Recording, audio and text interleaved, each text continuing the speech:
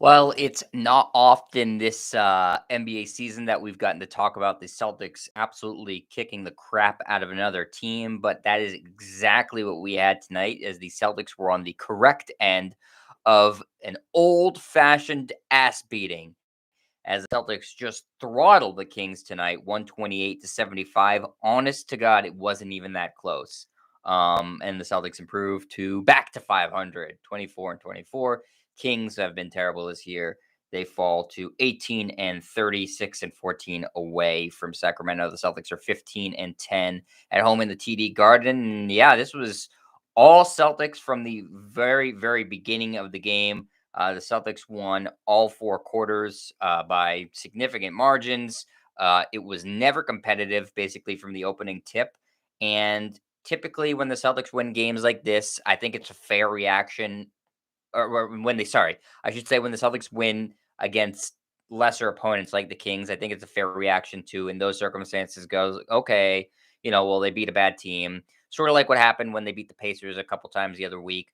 But if you're going to destroy a bad team, that's a little bit of a better indication of, what the confidence level of your team is and how you should feel about the team. And I'm by no means saying buy the Celtics right now.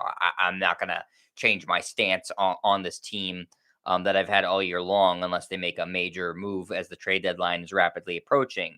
That being said, picking up a dominant win against the Wizards on Sunday when no one was watching because everybody was paying attention to football, and then having a dominant win tonight against the Kings. That's certainly a good two-game stretch of basketball that you can feel good about if you're a Celtic fan or a player on the team. And those moments and those games have been really few and far between for the Celtics this year. So you're not going to hear me complaining or trying to poke holes in a blowout win, especially because they just have so rarely happened this year. And it was a game where more or less everybody played well. I think there was a couple guys like Horford. I don't think had a particularly good game. Marcus Smart's stat line is deceptive. You would think 0 of 3 shooting, 0 points. He would have had a bad game, but he definitely had a big impact defensively. And I think that he distributed the ball well, and his presence on the court, regardless of what you think about him, or if you think it's time for him to move on, I do think his presence on the court gives other players on the team a level of more confidence and more accountability and comfort. So I don't think it's a bad thing. I don't think he negatively impacts the game by his presence. The team has way bigger problems than Marcus Smart. So the stat line didn't look great tonight, but I think that you've seen in these two games since he's been back, the team's played a lot better. I don't think that's a coincidence. I'm still on board with trading him if you find the right trade, but again, I think that you got to look a little bit beyond the box score with Marcus Smart. But yeah, outside of Horford, and if you want to nitpick the box score, Smart. Really, you just got fantastic games from a lot of players. So let's get into the box score right now. Starters tonight were what the Celtics' optimal starting lineup is, according to Ime Udoka. Tatum, Horford, Rob Williams, Marcus Smart, Jaylen Brown. Tatum, 31 minutes, led the way in scoring with 36 points on 14 of 23 shooting. Nice 7 of 14 from the 3-point line, and he's broken out of his 3-point shooting slump between last game where he erupted for 51 points, and then tonight where he shoots 50% from three. 1 of 2 from the free throw line. Didn't really need to get to the line all that much tonight because he was shooting so well. 4 rebounds, 6 assists, and a block. Just an excellent outing from Jason Tatum.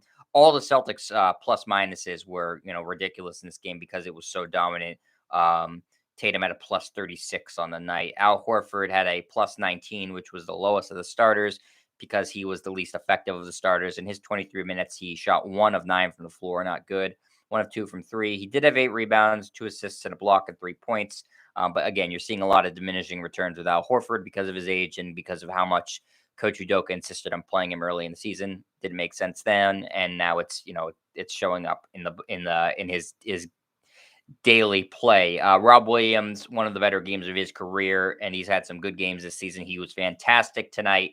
27 minutes for Rob, 6 of 8 from the floor, 17 rebounds, 4 assists, 3 steals, 2 blocks, 13 points and a team and game high plus 42, which is a ridiculous plus minus, just insane. It shows how effective the Celtics were with Rob Williams on the court and how effective he was offensively and defensively. Just a spectacular game from Rob Williams, deserves a ton of credit. And to do that, put up all those stats in just 27 minutes, really, really encouraging. And I think the next evolution of his game is, to take on a little bit more of a burden offensively, maybe be able to hit a little 8 to 10 foot jumper. That would really add a lot to his game.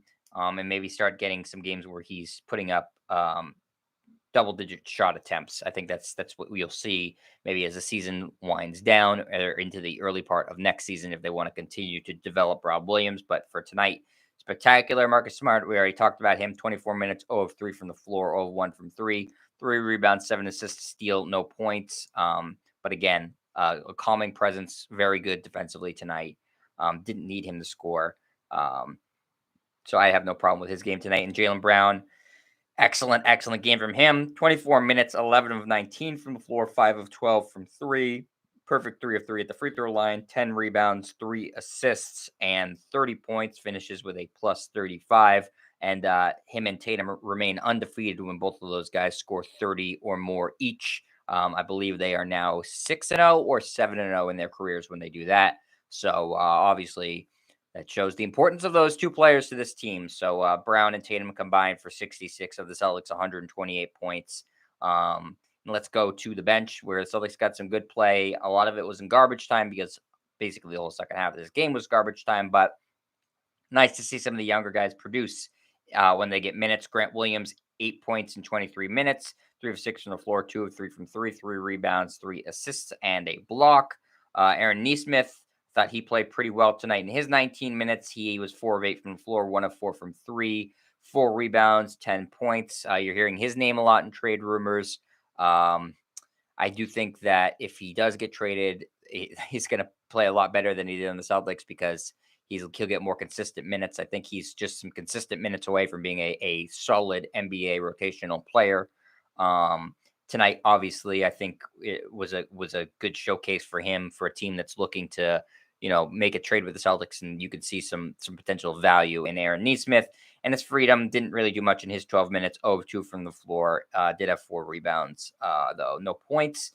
Dennis Schroeder, not a good game for him. 16 minutes, 1 of 5 from the floor. 0 of 1 from 3. 4 rebounds, 2 assists, a steal, and 2 points. Payton Pritchard did very well in his 9 minutes. 4 of 8 from the floor. Pretty impressive to launch up 8 shots in 9 minutes.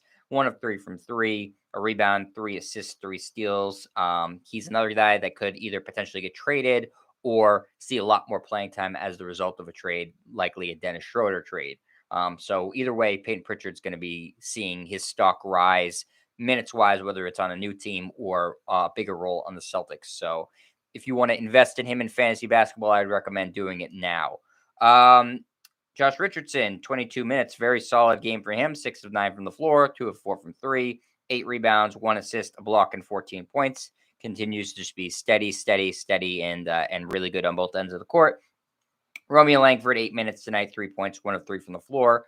That one was a 3-pointer, and 1 rebound, 1 assist as the Celtics finish off the Kings in dominant fashion, 128-75. And outscored them in all 4 quarters. One of the only games I remember in recent history where the Celtics played an excellent 4-quarter game. That's been, I think, an ongoing complaint about this team this year is that they don't play 4 quarters. And I can't even remember the last time I thought they played great all 4 quarters. Tonight they did it. Obviously, the Kings are not a good opponent, but you got to start somewhere, and they did tonight.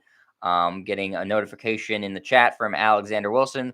Look at what the Wizards just did. The Wizards managed to blow a massive lead. I see that. Losing by 1 point, 115-116.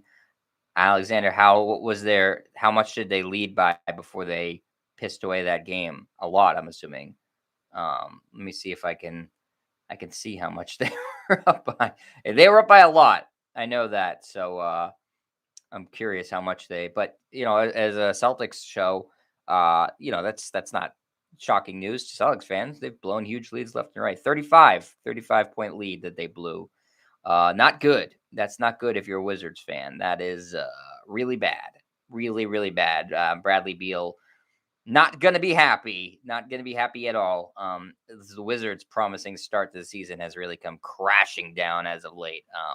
Could certainly look for them to be active at the deadline, too. Bradley Beal is obviously going to be the biggest name bandied about probably in the entire NBA, as he's non-committal to signing a contract there, extension, waiting to the offseason. So the Wizards certainly, if they are reading the tea leaves and think he might leave, could definitely pull the trigger and move him. Obviously, Beal is a guy that a lot of teams covet, specifically the Celtics, because of the Jason Tatum connection, and the 76ers would love to move Ben Simmons for him. So that's worth keeping an eye on, especially after this collapse. Thanks for bringing that to my attention, Alexander. Appreciate it, and I appreciate all of you for watching, whether it's now or later or 10 years from now. Whenever you find this, I appreciate you watching and spending the time. The Celtics next play, let's see when their next game is. It is on Friday against the Atlanta Hawks in Atlanta. So the Atlanta, very similar season to the Celtics, very disappointing, but they're coming off a very big run in the Eastern Conference where they got all the way to the Eastern Conference Finals last year. So a better piece of competition than the Kings, but the Celtics, again, 2 back-to-back blowout victories. And so let's see if they can keep it rolling, and Tatum and Brown can keep it rolling against the Hawks on Friday. I'll be here for that. And yes, Leonard Kim, Jason Tatum is on one recently. He has absolutely broken out of his slump. Credit to him. And if I'm going to criticize the coaching staff when they do poorly, I'll compliment them now. If they said some words of encouragement to Jason Tatum, then they deserve a lot of credit. He deserves credit, and then the coaching staff, I'll give them credit too. But yeah, nice to see him out of his slump. Thanks everybody for watching. I will talk to you on Friday. See you, everybody.